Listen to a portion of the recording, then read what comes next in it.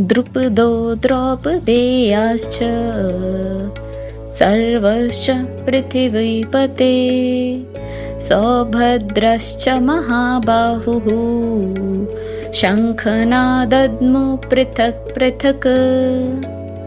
यह श्लोक भी महाभारत के युद्ध की शुरुआत में पांडव सेना के महान योद्धाओं के शंखनाद का वर्णन करता है।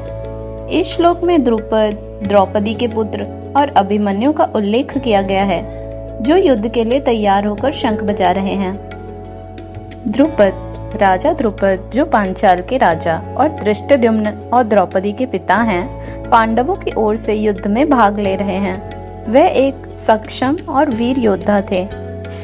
द्रौपदी के पुत्र, द्रौपदी के 5 पुत्र जिन्हें उप पांडव भी कहा जाता है, अपने अपने युद्ध कौशल में निपुण थे। उनके नाम क्रमश प्रतिविंध्य, सुतसोम, श्रुतकर्मा, शतानीक और श्रुतकीर्ति है।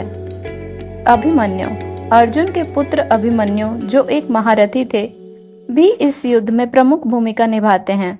उनकी वीरता और युद्ध कौशल की विशेष चर्चा की जाती है, विशेष रूप से चक्रव्यूह को भेदने में उनके अद्वितीय कौशल के लिए। यह श्लोक पांडव पक्ष के प्रमुख योद्धाओं की ताकत और उत्साह को दर्शाता है।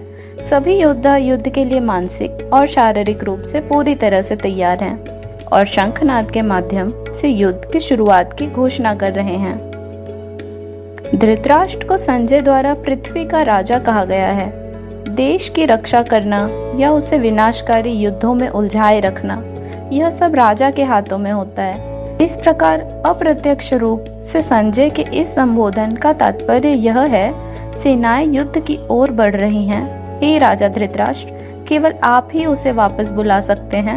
आप क्या निर्णय करना चाह रहे हैं?